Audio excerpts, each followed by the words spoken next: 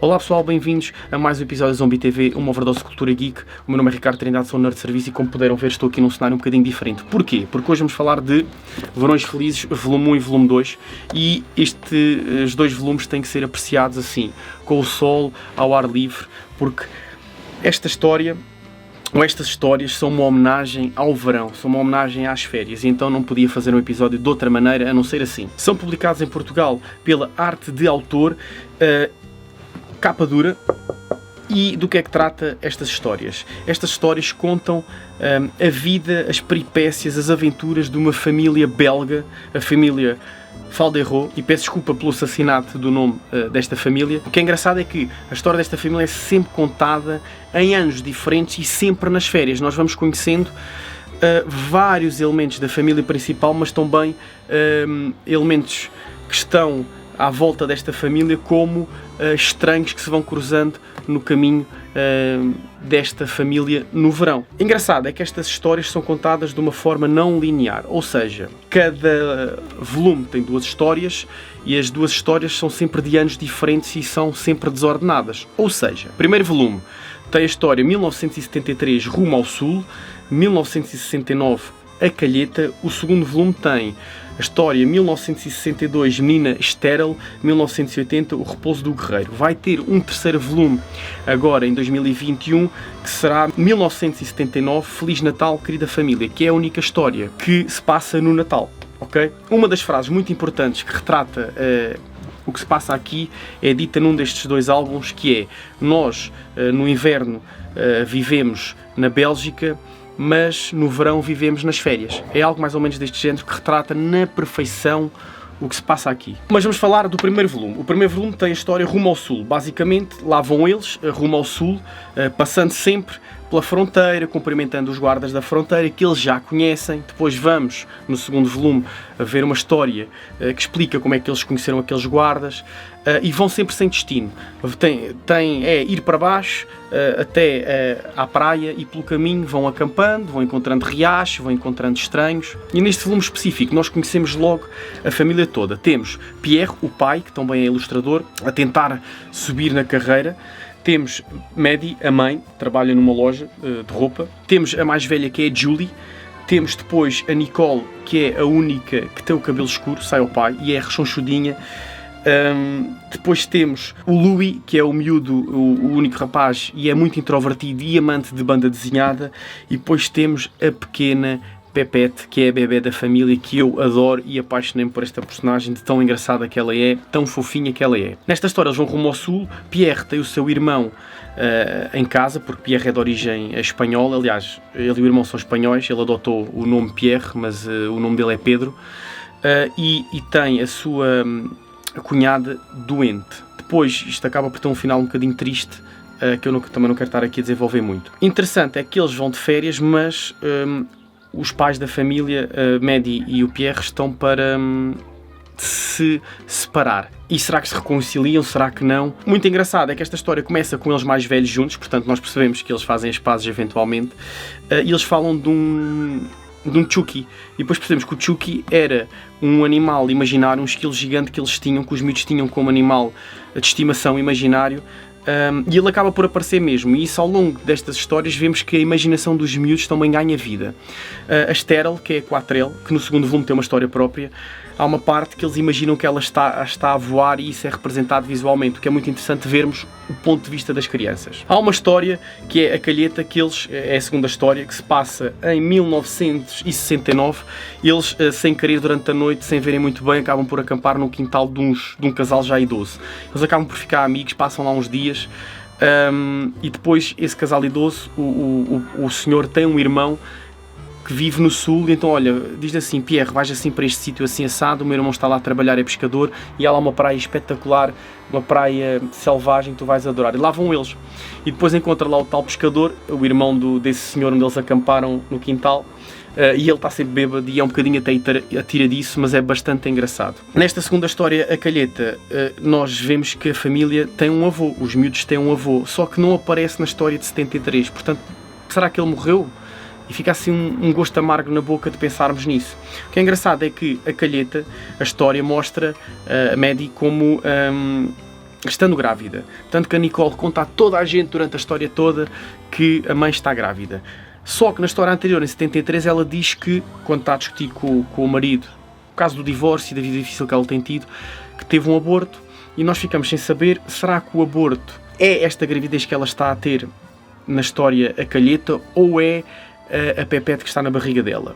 De qualquer forma, o Louis tem uma cena brutal, que na segunda história ele ainda é uma criança, ainda é um bebê, não se esqueçam que estamos a andar para trás, e ele conta ao avô como é que se fazem os bebés, e é hilariante. Eu vou deixar aí o excerto para vocês poderem ler com calma. É hilariante. Nota-se que é uma família muito à frente, ou então nós é que estamos a regredir em 2021 e cada vez mais somos as Marias ofendidas. No segundo volume vemos a origem da carrinha da família A4L vermelha, que andou quilómetros e quilómetros e quilómetros. E de realçar cá aqui uma situação que aconteceu comigo, que eles, quando chegam aos 100 mil quilómetros, comemoram aos 100 mil quilómetros na carrinha. E uma vez, quando eu fui para o Algarve, isso aconteceu, e também era igual. Eu saí daqui de Castelo Branco às 4 da manhã, chegava lá às 9 da manhã ao Algarve, e também se comemorava nos anos 80 e 90, quando os carros atingiam um determinado número de quilómetros. E também conhecemos aqui na Menina Estéril, na primeira história do segundo volume, os pais da nossa mãe de família, e temos uma Nicole bebê, aqui já não é uma criança, já é mesmo uma bebê, e a criancinha é a Julie. Portanto, ainda não existe o Louis e também não existe a pequena Pepette. E vamos conhecendo, ao longo destas histórias todas, várias tradições, como porque é que a carrinha 4L se chama estéril, porque é que eles conhecem os guardas da fronteira, porque é que eles sempre que voltam para a Bélgica param sempre numa relote de batatas fritas e comem, e porque é que é tradição. E há aqui um momento que me levou um bocadinho às lágrimas, que foi, há uma história que se passa nos anos 90, aliás, a história da carrinha 4L passa-se um bocadinho nos anos 90 e um bocadinho nos anos, deixa-me ver, 62.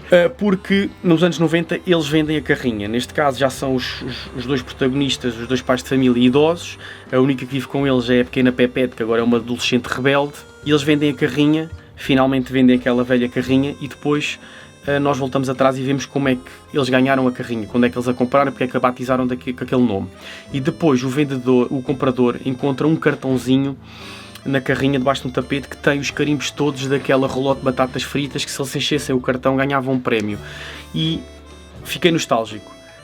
E acho que é o ponto forte deste livro, é a nostalgia. Eles conseguiram, através do argumento e da ilustração, tocar mesmo muito fundo, porque eu acho que todos nós já tivemos experiências incríveis com as férias. As férias na nossa infância eram algo mágico, algo que não tem explicação. Era uma altura mágica da nossa vida, e isso trouxe-me essa magia de volta, esse misticismo das férias. Conseguiu retratar na perfeição, muito tão bem, não só por o argumento, que é bem humorado, cheio de peripécias, mas também as ilustrações.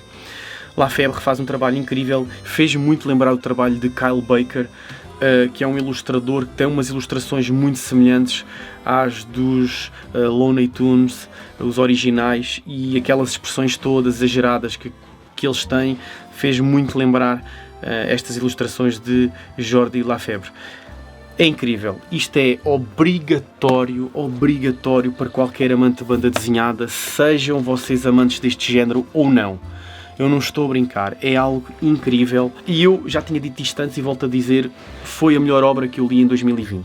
Estou em pulgas para ver o volume dedicado às férias de Natal, e os autores desta obra têm tanto carinho pelo verão que claramente se vê que cada capítulo é dedicado a uma época diferente. E então o que é que eles fizeram?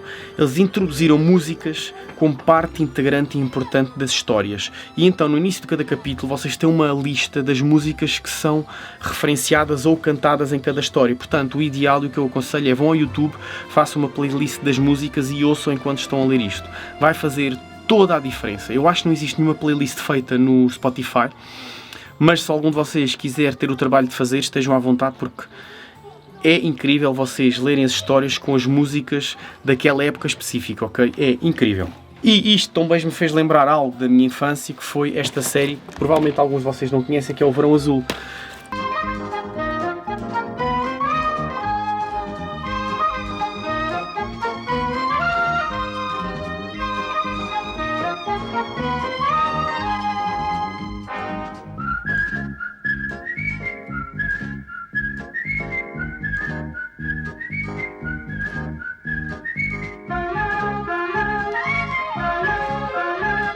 Estão aqui as 2 temporadas lançadas em Portugal na RTP. Eu acompanhei isto nos anos 90, quando passava na televisão espanhola, mas isto passou nos anos 80 em Portugal e também retrata isso. É uma vila pesqueira que é inundada por turistas durante o verão e é a aventura destes adolescentes, destes jovens, durante o verão, e eles têm uma série de aventuras e de peripécias e de amores e desamores e de encontros e desencontros.